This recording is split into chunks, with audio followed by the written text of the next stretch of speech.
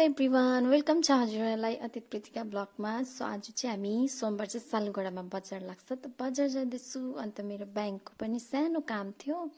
So एकछिन ब्याङ्कमा पसेर चाहिँ ब्याङ्कको काम गरेँ। अन्त एन्ट्री गर्नु थियो पासबुक, अन्त एन्ट्री पनि गरेँ। त्यहाँदेखिको चाहिँ हामी बजारपट्टि गएँ हो।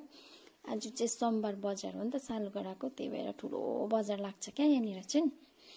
अन्त हामी पनि एक दुईवटा सब्जीहरू पनि किन्नु थियो अलिअलि, अन्त केही अरू चिजहरू पनि किन्नु थियो। त्यही भएर चाहिँ हामी म र दिदी चाहिँ सालुगडा बजार जाँदैछु। अन्त यहाँ चाहिँ अहिले दिउँसै छ, त्यही भएर कम्ती मान्छे छ, तर अलिक रात पर्दै जान्छ झन् पुरा भिड हुन्छ क्या यहाँनिर चाहिँ। अन्त यो सालुगडा बजारमा चाहिँ हिल्सको सब्जीहरू पुरा पाउँछ नि त, मतलब जो पहाडमा पाउने सब्जीहरू हुन्छ नि, जस्तै सागहरू, इस्कुसहरू, के जातिहरू। अब त्यही भएर हामी चाहिँ अब हिँड्दैछु हो। अब पहिला हेर्दैछौँ कहाँ के किनौँ भनेर हो। त्यहाँदेखिको चाहिँ हामी होस् अहिले नै बजार नगरौँ, अहिले एकछिनमा गरौँ भनेर चाहिँ नि दिदीको साथीको घर एकछिन गएँ क्या हामी। त्यही छेउमै रहेछ नि त बजारकै छेउमा। अन्त दिदीको साथीको घरमा एकछिन पस्यौँ हो। अन्त दिदीको साथीको घरमा चाहिँ पुरा ट्रफीहरू रहेछ क्या। अन्त मैले त हेरेँ आम्बो कति बिना भन्दै हेरेको त फुटबलमा जितेको अरे। अन्त चिया चाउमिनहरू खायौँ हो। अन्त मैले चाउमिन मजाले खाएँ। त्यहाँदेखिको दिदीले चाहिँ कोक पनि खानुहुँदैछ हो। म चाहिँ चिसो लाग्छ होस् खान्न भन्ने हो। त्यहाँदेखि फेरि म चाहिँ दिदीको साथी हो। अन्त आलुदम खायौँ। अन्त फेरि मोमो पनि ल्याइदिनु भएछ हो। आमाम के खाएर चाहिँ अन्त लु अब हामी गएको भनेर चाहिँ हामी निस्क्यो हो। अन्त त्यहाँदेखि फेरि बजार आइपुग्यो। यहाँ चाहिँ माछा क्या त, त्यो सुक्टी माछा केहरू पुरा बेचिरहेको रहेछ। आम्माम म त मन पर्दैन केही पनि, त्यही भएर हेरिनँ पनि राम्रोसँगले। अन्त यहाँ चाहिँ सेलरोटीहरू बनाउँदै रहेछ, इस्कुसहरू हो। आमाम के हो के यो चाहिँ अर्को बाटो हो। उता अघि आउँदाखेरि अलिअलि दिउँसो हुँदाको त्यो बाटो चाहिँ अर्कै हो। त्यता पनि ठुलो बजार लाग्छ, यो साइडमा पनि ठुलो बजार लाग्छ क्या यहाँ सालुगडामा चाहिँ मन्डे चाहिँ। त्यहाँदेखि हामी चाहिँ हेर्दै गएँ धनियाँहरू केहरू रहेछ हो। बिस्तारै हेर्दै जाँदैछु अझै के पाउँछ भनेर। हामीले त सब्जीहरू पनि किनिसके हो। अब चाहिँ हामी एकछिन घुमेर चाहिँ घर जाने। पुरा अब चाहिँ रात पर्दै गयो, अब चाहिँ पुरा भिड हुनु थाल्छ क्या सालुगडा बजारमा चाहिँ। अन्त हेर्दै जाँदैछु के पाउँछ यहाँनिर। सबैजना चाहिँ यहीँ आउनुहोस् है सालुगडा बजारमै ल, सब्जीहरू गर्नु पुरा सस्तो पनि पाउँछ हो। पुरा दामी खालके सब्जीहरू पाउँछ यहाँ चाहिँ।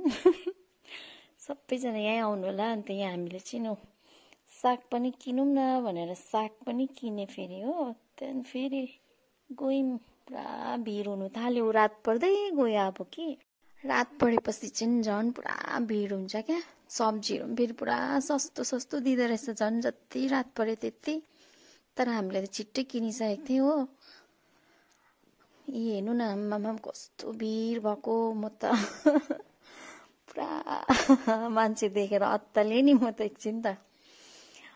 अन्त त्यहाँदेखिको चाहिँ हाम्रो माथितिर त अब यस्तो डरलाग्दो भिड हुँदैन नि त, त्यही भएर क्या आज मन्डे चाहिँ पुरा भिड हुँदो रहेछ सालुगडा बजारमा चाहिँ हो। के पाउँदो रहेछ फेरि हेर्नु न। यहाँ चाहिँ डुप्लिकेट सुनहरू पुरा बेच्दैछ हो। अन्त मसलाहरू उयोहरू लुगाहरू पनि पुरा पाउँदो रहेछ यहाँनिर हो, विधान मार्केटमा जस्तै क्या। अन्त त्यहाँदेखिको चाहिँ हामी अब चाहिँ यहाँनिर चाहिँ हामीले आज मोमो खाने नि त घरमा। त्यसको लागि चाहिँ हामीले चिकनको चाहिँ उयो किमा बनाइ मागिरहेको थियो नि त यहाँनिर। अन्त हामी चाहिँ त्यो पनि ल्याउनु गएँ।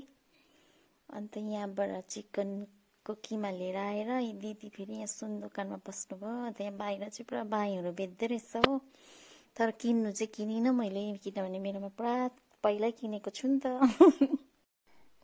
अन्त रात पनि पर्नु आँट्यो। त्यहाँदेखि त दिदीले होस् जुमौ भन्नु थाल्यो। अन्त हामी यसरी अलिअलि हेर्दै अब चाहिँ हामी घर पनि जाँदैछु। अन्त यहाँनिर चाहिँ लुगाहरू उयोहरू सबै पाउँछ।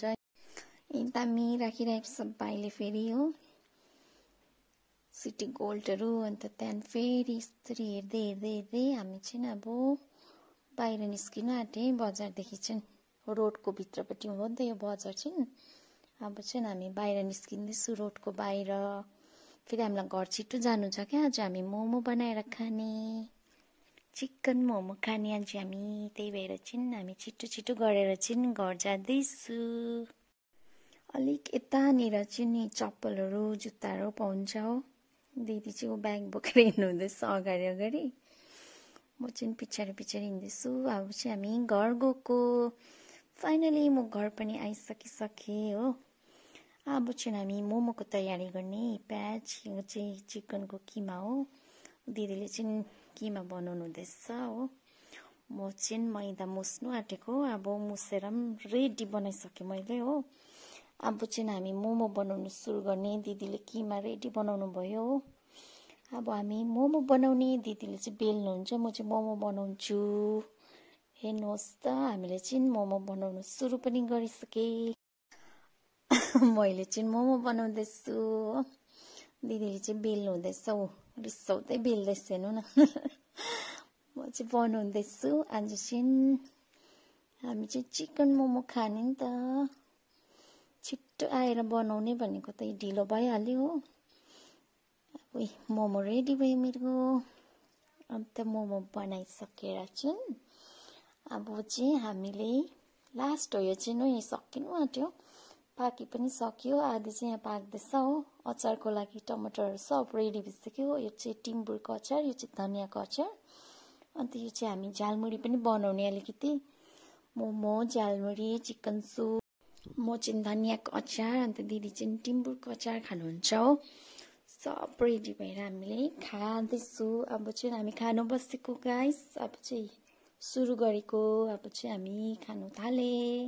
खाना खाइसके। अब साथीहरू मेरो सुत्ने टाइम भयो। Thank you for watching. यसरी नै मेरो भिडियो हेरिरहनुहोस् होला। अन्त लाइक कमेन्ट सेयर गर्नु चाहिँ नभुल्नुहोस् होला। Bye bye. भोलि आउँछु अब नेक्स्ट भिडियो लिएर। मजाले सबैजनाले हेरिदिनुहोस् होला, अन्त कमेन्टहरू गर्नुहोस् होला।